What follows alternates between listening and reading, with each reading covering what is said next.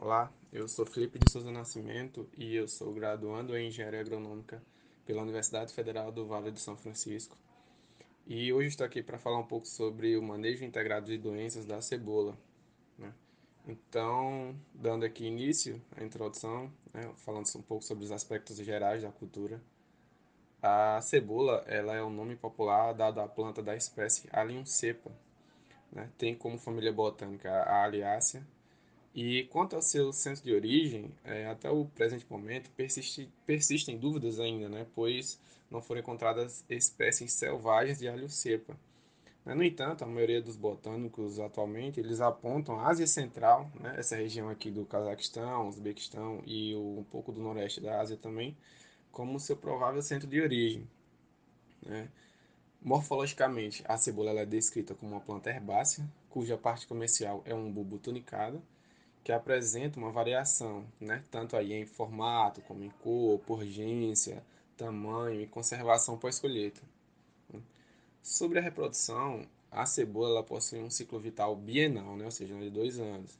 Então, né, vai compreender uma fase vegetativa, que vai culminar com a formação do bulbo no primeiro ano, e uma fase reprodutiva, onde se dá o florescimento e, subsequentemente, a produção de sementes no segundo ano, né, quando a cultivar ela vai estar, né, totalmente adaptada às condições climáticas da região.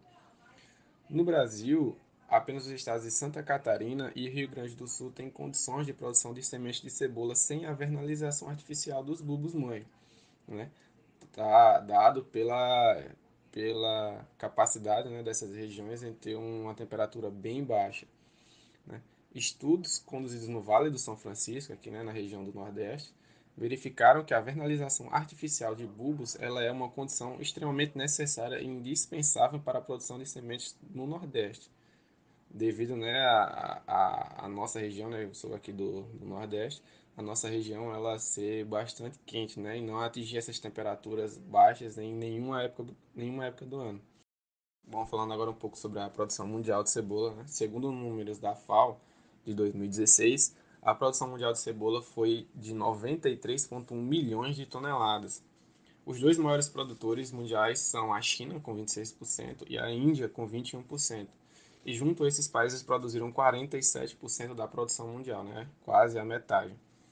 Então, o Brasil produziu 1,6 milhão de toneladas, o que representa cerca de 2% da produção mundial, ficando ali em décimo, né, como o maior produtor mundial de bulbo.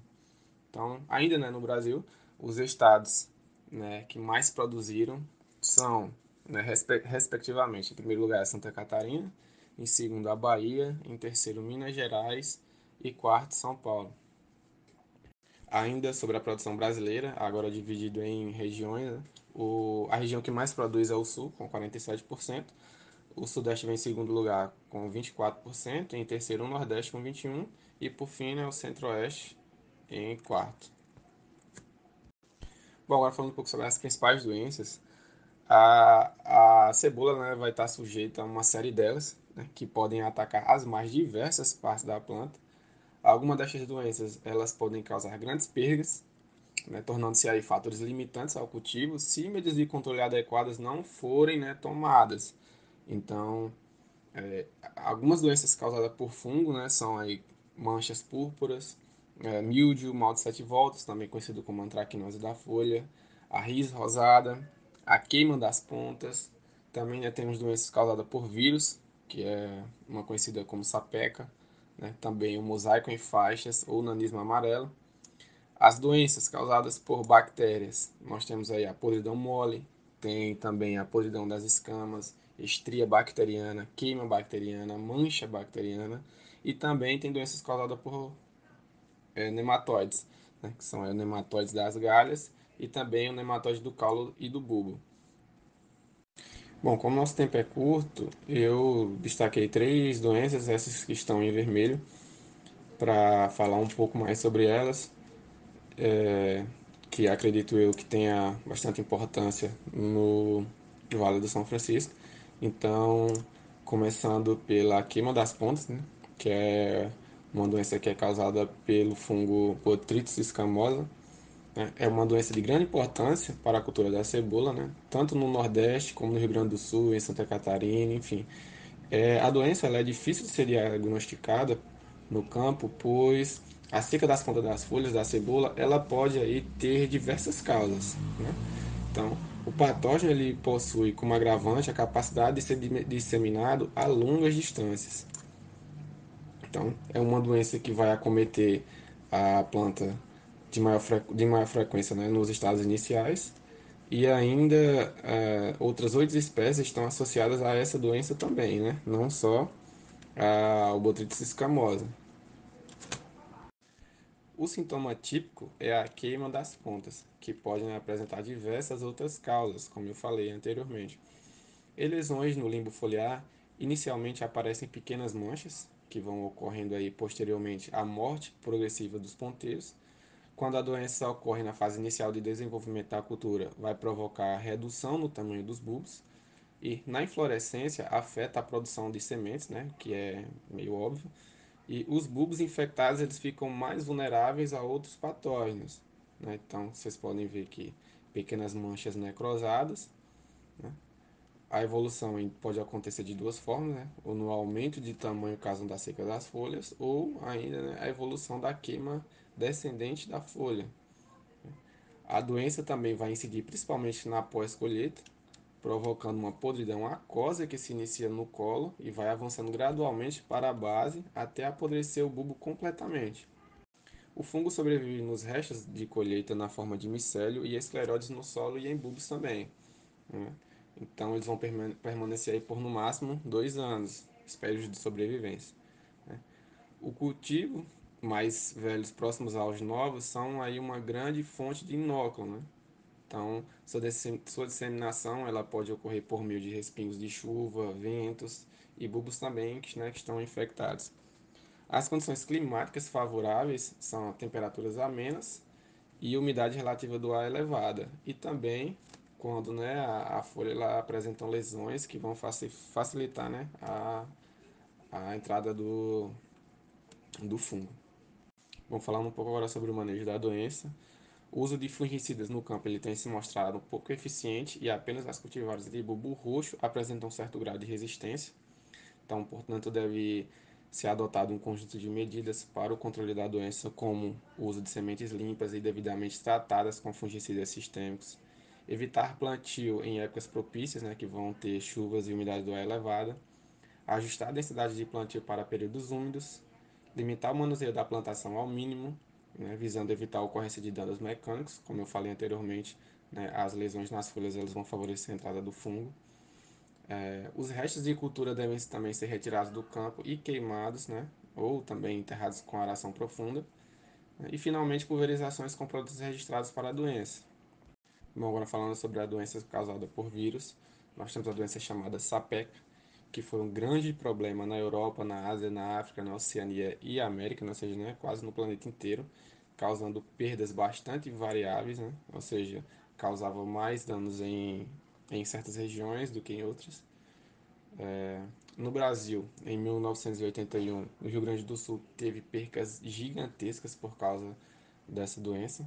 Né? Em 1994, aqui no São Francisco, né, na região entre Bahia e Pernambuco, né, teve percas severas na produção de bulbos e de sementes. Né? Então, ou seja, é uma doença que já causou muito problema, né, e ainda causa na produção de cebola. Então, a doença ela é causada por um tospovírus e os sintomas iniciam-se com manchas necróticas em forma de olho nas folhas e hastes florais. Com o tempo, ocorre a formação de anéis e a seca das folhas, algumas vezes de forma bastante simétrica. Metade da folha apresenta coloração branca e a outra metade coloração verde normal. Resultados de pesquisa demonstraram que a intensidade da ocorrência da sapeca, né, então da sapeca, ela está associada ao ataque de trips, né, o Trips tabaci, seu principal vetor. Né. Então, levantamentos realizados no Vale de São Francisco detectou-se a presença desse vírus em 83,6% das 55 amostras analisadas. Então, as variedades franciscana IPA 10, Vale Ouro IPA 11, Roxa IPA 3 e Ensino demonstraram resistência à ocorrência de sapeca nas condições de produção do Vale de São Francisco. Bom, aqui como vocês podem ver, como eu falei anteriormente, né, a planta ela vai aparecer manchas necróticas em forma de olho. e também, né, elas são bastante simétricas, né, podendo ser branca ou verde, né. Bom, falando um pouco agora sobre o manejo da doença, o manejo químico eu coloquei aqui em destaque vermelho porque não há controle químico para ele. O que há de controle químico é o controle do vetor, certo? Então tem 46 produtos registrados no Agrofit e esses produtos, né, que estão lá registrados, trouxe algum aqui para vocês, que são, né, o Arrivo 200 SC, o Bulldog 125 SC, o Calypso, Ducati, enfim, né? Tem, como eu falei anteriormente, tem vários, né? Tem 46. Então, esses produtos vão controlar o vetor, né, que é o TRIPS, que tem aqui na imagem à direita. Né? O controle cultural, ele pode ser realizado, né, fazendo o controle de daninhas e também o manejo de irrigação e adubação, assim como também fazendo a cobertura do solo. O controle preventivo, né, que é o principal, é utilizar o material sadio, né, e também cultivares tolerantes ao vírus. Falando agora sobre doenças causadas por bactérias, tem a podridão das escamas, né, que é causada por bactérias do gênero Burkholderia, certo? Então, essa bactéria, ela causa a doença, né, também conhecida por mela e podridão mole. Ela inicia-se no campo durante a maturação e pode ser severa durante o armazenamento dos bulbos. Seu ataque produz uma podridão que exala um forte odor de vinagre, certo? E provoca juízos não significativos pela rápida disseminação que se verifica na área de cultivo e pelo dano irreversível de destruição total do bulbo, né? Ou seja, é perca total. Então, inicialmente o ataque se dá nos tecidos foliares mais velhos, mortos ou quase mortos, né? Atingindo a haste ou colo da planta, progredindo através deste até atingir as escamas externas, né? Das quais progride para o interior dos bulbos, culminando em seu apodrecimento completo. Os sintomas típicos da doença, né, é observado no pseudocálculo e nas escamas externas são uma podridão amarelada, né, ou pode ser também aquosa, viscosa e escorregadia ao tato. Bom, como vocês podem ver aqui na imagem ao lado, né, na imagem A podridão das folhas mais velhas. Na imagem B aqui dá para ver claramente sintomas de podridão em bulbos por inoculação natural, certo? Ali no centro. E na imagem C são sintomas de podridão em bulbos por inoculação artificial. Bom, a bactéria ela é considerada, né, como parte da flora microbiana normal do solo. Então, daí, né, que sua sobrevivência nos restos de cultura e outros restos vegetais, né, seja a sua principal forma de sobrevivência no solo. Também pode sobreviver nos bulbos infectados armazenados, né?